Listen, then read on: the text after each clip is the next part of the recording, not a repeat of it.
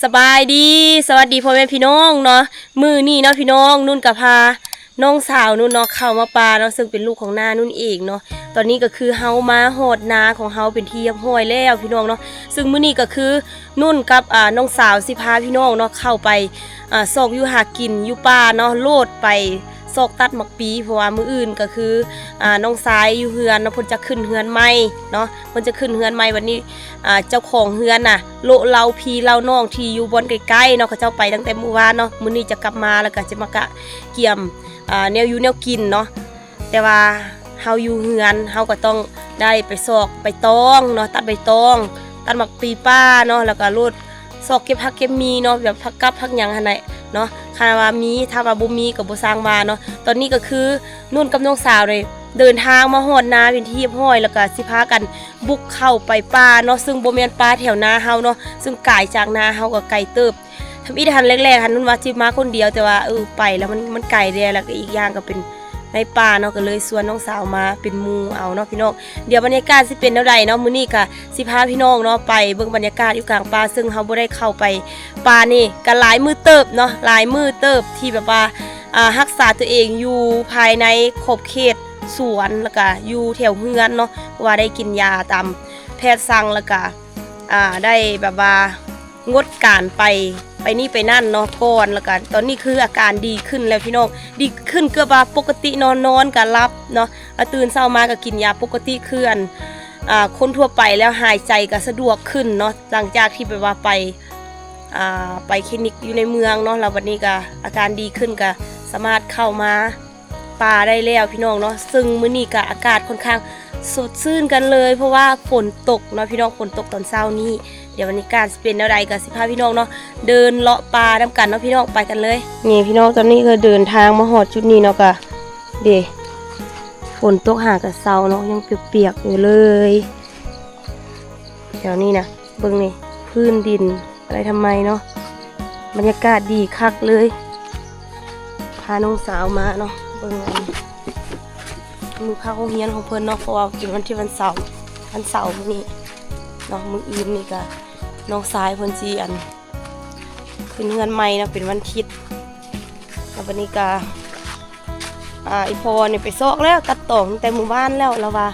แถวหน้าเฮามีตองนะแต่ว่าบ่มีหมักปีเนาะเพราะว่าก็หมู่บ้านเฮามันมีบุญมีงานหลายเด้คณะเขาเจ้าบ่มาตัดเฮ็ดบุญเฮ็ดงานก็ส่วนหลายก็ตัดไปขายเด้เนาะหมักปีเจ้าเป็นที่นิยมในการปรุงอาหารนะซะปีปลานะตอนนี้เดินทางมาหอดแถวนาเฮาเนาะนาเฮามันฝั่งนั้นแถวนี้มันนาเสาแม่มเนาะก็คือหอดจุดนี้ก็หอดจุดนี้แล้วโอ้หมดเท่ากันได้เนาะเท่าอยู่ห้วยน้ำบริเวณเขียวๆเท่านั่นนะปมให้น้องสาวมาส่งเนาะลูกนะจุ้ยมาสอกแม่นะแม่ไปปลูกยางแล้วบ่เห็นแม่เอาลูกมานั่นบรรยากาศดีสุดๆเลยพี่น้องเอ้ยหมอกควันเริ่มจางหายเนาะว่าเริ่มแบบว่ามีฝนแล้วอยู่บ้านเฮาเนาะ2-3 มื้อฝน2-3 มื้อฝนกับใครเนี่ยช่วงก่อนๆเนี่ยโอ้ยขี่รถไปในเมืองกะตายหายใจฟืดพี่น้องเอ้ยเพราะว่าหมอกควันหนักเนาะยางไปเรื่อยๆพี่น้องเอ้ยได้ยินแต่เสียงฟ้าห้องบรรยากาศดีคักตกมื้อวานนี่เนาะมามื้อนี้ตอนเช้าพี่น้องมีเห็ดเริ่มออกแล้วเด้อันนี้เห็ดหูหนูเนาะเฮายางมาตามทางซื้อได้บ่ได้ไปส่งเห็นเอง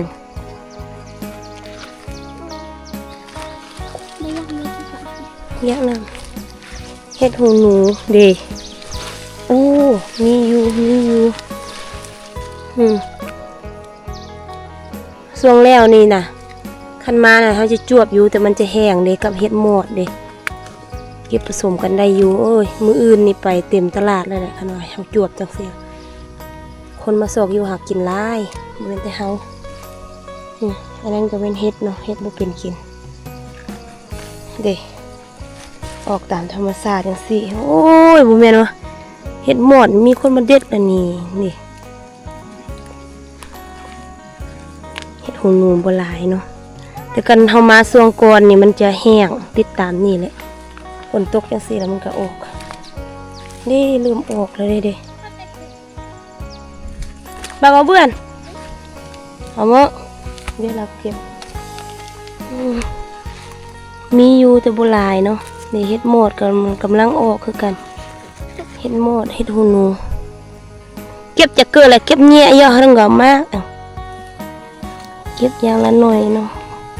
โอล่าจะเกาะสังดิมีอยู่กันนั้นเขาบ่ได้โศกเลยนี่เขามาตามทางซื่อสู้บังอาเอาบุญอยากเริ่มวันนี้เขาย่างเลาะแถวนี้เนาะจวบเกือบว่าทุกโตกำลังออกแบบนี้พี่น้องเห็ดหมดเนาะปะน้อยนึงนี่เป็นกินนี่แหละทั้งหลายเด้เก็บน้อยๆมุนๆนี่สิปนกันไปเนาะออกหลายอยู่แต่ว่ามันยังน้อยเด้แถวกองจังซี่ก็มีเด้ตอนนี้เราพากันเดินทางมาเรื่อยๆเนาะชมบรรยากาศที่แบบว่าค่อนข้างจะอุดมสมบูรณ์พอสมควรพี่น้องเนาะแล้วก็เป็นมื้อที่แบบว่าฝนตกแล้วก็อากาศดีสุดๆเลยในการมาย่างปลาเนาะตอนนี้เรามาหอดห้วยน้ำที่3แล้วพี่น้องยังบ่หอดบอนซีไปโลตัดกกกล้วยปลาเนาะคุณว่าสิมีบ่น้อเด้น้ำช่วงนี้ก็จะประมาณนี้เนาะอันนี้มันอยู่เทิงนาเฮาแล้วเนาะเป็นน้ำอีกห้วยหนึ่งเนาะพี่น้องฝนตกอยู่แต่ว่าแล้วก็น้ำมันจะเป็นมากอันน้ำยังบ่หลายเนาะ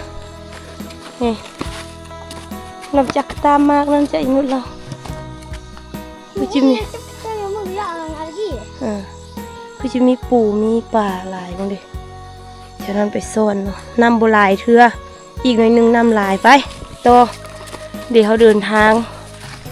อยู่ป่าจังซี่เลยแหละพี่น้องสาเหตุที่บุกล้ามาคนเดียวเนาะมันเหงามิดมองเนาะ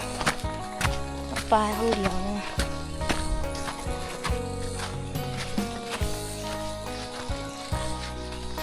เงินหากาแบบว่าหูว่าอากาศดีมันเป็นยังไงเนาะหลังจากที่แบบว่า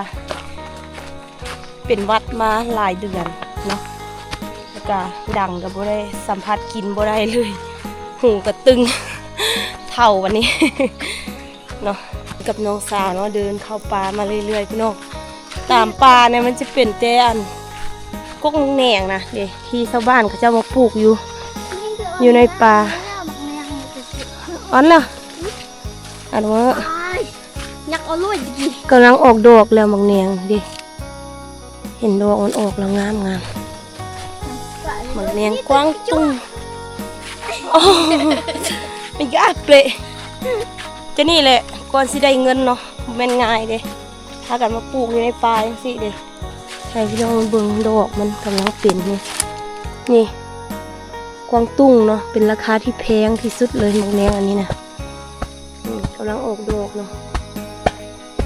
บางปีก็บ่ออกบ่มีมากบางปีก็มีมากที่แหละพาหลานมันโลปลาดงดิบแถวว่ามันกลัวบ่เห็นกกกล้วยกกเอ้ยไม่หยังล่ะปกติมาก็ต้องเห็นกกกล้วยจริงๆว่าสิไปตัดจังได๋มิดคิรีแอมแซมเด้ปลาที่เฮาย่างพี่น้อยมีอยู่เส้นทางที่แบบว่ามีคนย่างกระปุกตะลอยนี่งอย่อซอกกัน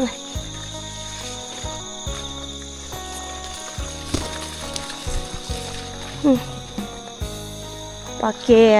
สุดๆแถวเทิงนาเนาะเป็นนักซี่แหละพี่น้องอุ้ยตัวยางๆนี่ คันมาตรงมั้งโอ้อากาศเย็นดีครับชุมชนขนาดน้ำเมืองนะเขาเจ้ามาเอาอีพีเลยพร้อมกันเด็กก็เห็ดหงนี่แหละโอ้แมงกระเบื้องตัวพวกใหญ่น้ำก๊อกนะพี่น้องเด็กเขาเจ้ามาเอายูพี่เลยนี่หัวน้ำพี่น้ำก๊อกเนาะ เด้จวบแล้วทอเลยโอ้ยคือว่ามิดจ้อยว่ะว่าบ่เห็นกกกกล้วยปลามาอย่างนี่เห็นคุ้นคือแบบเป็นปลาอย่างโอ้นี่ได้ปูโอ้โหนุ กระตามนี่ก็เปรี้ยม เด้ได้ตัวปูตัวปลาก็คุ้นซอกมือกันนี่รอ เนี่ย บอกเก็บนี่เขาเป็นโลเบิ้งยันนี่เห็นปลาเห็นคือแบบปลามันหนิงแห้งออกมาเลยแถวนั้นโอ้ เราขี้เกยมาตามเราเป็น โอ้ยตีปลาลายโอ้คักนั่นนี่นะแล้วก็อยู่เทิงห้วยอีกเดบอนเขาเจ้ามาเอาน้ำก๊อกน้ำประปาเนาะอยู่เทิงพี่น้ำก๊อกกันนะบ่แม่นน้ำประปาเนาะความอุดมสมบูรณ์พี่น้อยเก็บผักเก็บมีเนาะเด็ผักกูดผักงามอยู่แบบท่ามกลางธรรมชาติเนาะพี่น้องดิลานโลเบิงตัวปูโลเบิงอย่างแม่นตามอันมันก็เก็บ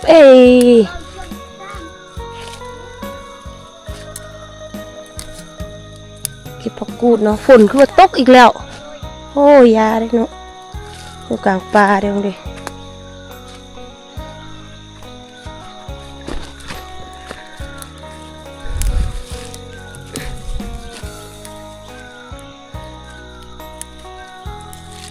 น้ำก๊อกหรือว่าน้ำประปาอยู่หมู่บ้านของนุ่นน่ะเป็นน้ำที่สะอาดสุดเนาะเวลาฝนตกเลยน้ำบุคุณเนาะน้ำห้วยนี่นะน้ำบุคุณ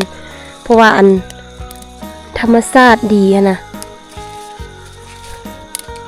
โอ้ปลากูดมันตะเสียบคักพี่น้อง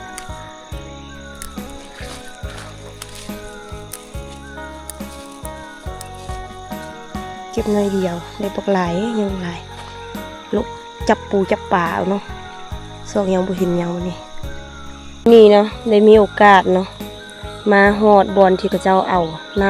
ำที่เขาไปใส่อยู่ในบ้านนั่นแหละพี่น้องเด้เป็นน้ำห้วยนี่เลยนี่เนาะคันฝนตกแห้งกับบุษีคุณเนาะเป็นน้ำที่แบบว่าค่อนข้างจะสะอาดพอสมควร เนี่ย เนาะ มันกลางกับเพลง แบบเพื่อน ขนาดอีมองมันเลยขนาด เส้นทางที่เข้าไป บ้านทางเบิ้งกะไม่ตัวซ้ำ ทางไปซอกห้วยในกินเนาะมา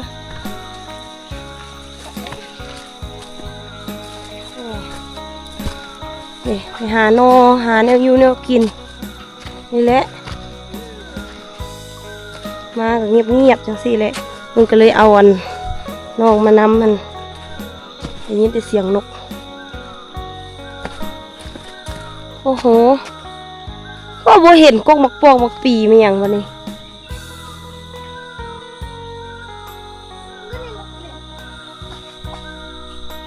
ได้ยินเสียงนกน้องเลยเอามาแจ้ง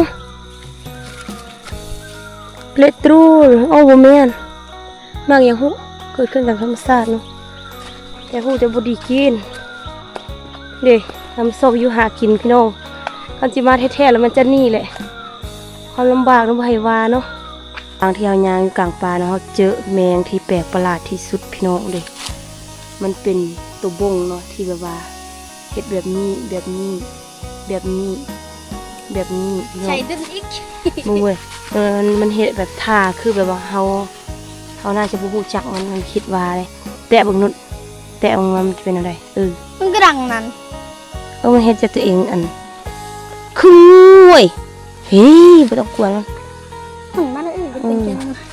คืองูแบบบุญหนิงบุญติ่งอย่างแล้วก็เต็มต้นอีกพี่น้องดิเต็มต้นอิวในตัวอะไรก็มีเลยเห็ดจากตัวเองข้างแค่นั้นมันจะ ยา เราเป็นอะไรนะติดแน่นนั่นเรายังมันจะ ตัวนี้อันเป็นตะย่านที่สุดนะเด็เราหนักกระดัง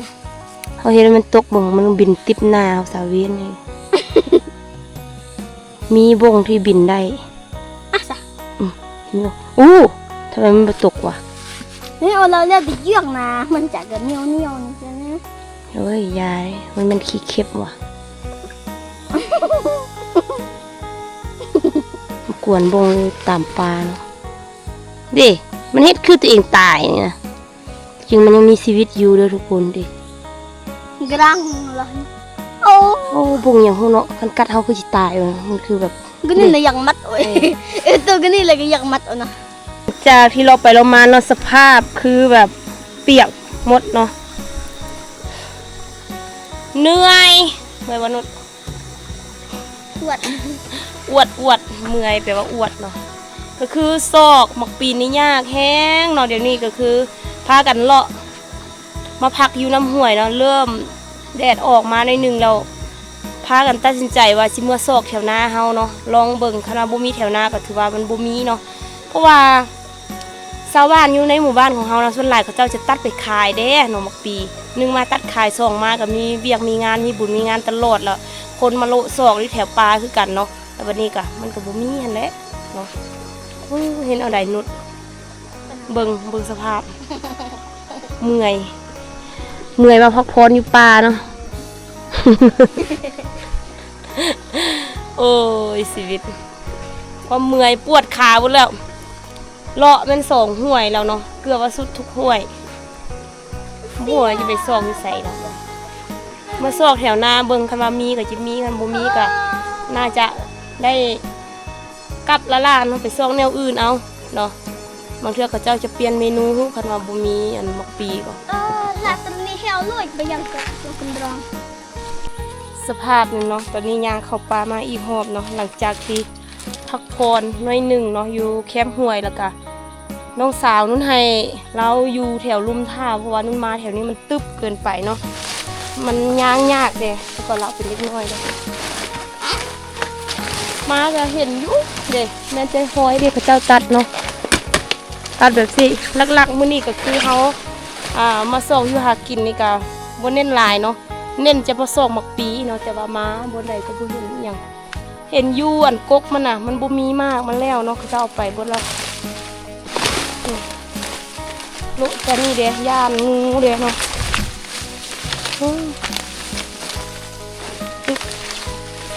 เฮ้ยมีคนห้องแล้วตัดบึ้มมา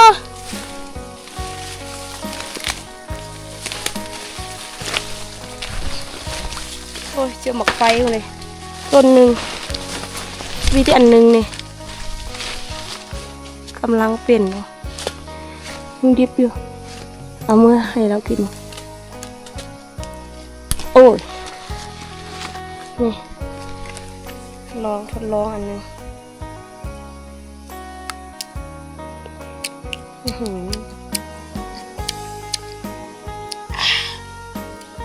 สม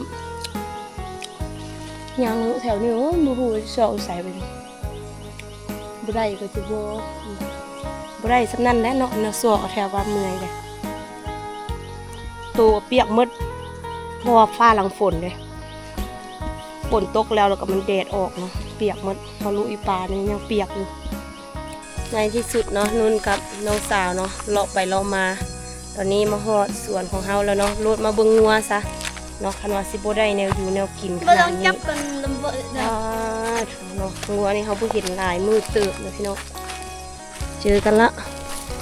เกลือสะอาดสะอ้างเนาะช่วงนี้ลองจับกันลำบาก 1 2 3 4 5 6 7 8 9 10 11 12 3 ตัว มาได้เลยบ่อม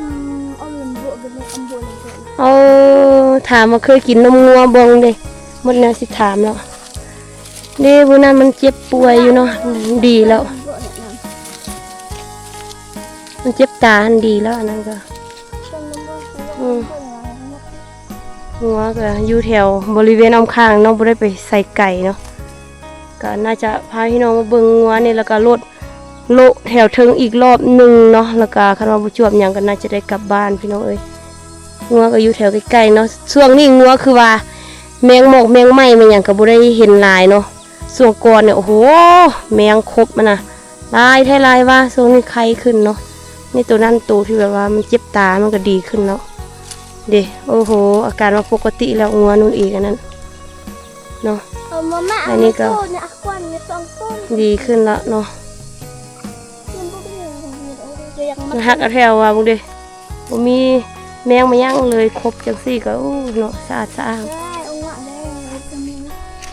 มันสอกมากเลยคิดเนาะเก่งเงาะจังหมอ ลองจับกันนะแม่เอางะ ตอนนี้เนาะโลโลเล็งๆอยู่เทิงกาบ่จวบหยังพี่น้องเบิ่งทงหันมีหยังแด่นี่มีแต่อันกกอันนี้เนาะพี่น้องกกดอกกล้วยปลาเนาะเดี๋ยวเขาสิเอาเมื่อปลูกใส่ต้นไม้อยู่สวนเขาได้แต่อันนี้เนาะได้หลายพอสมควรแล้วก็ตัดใบตอง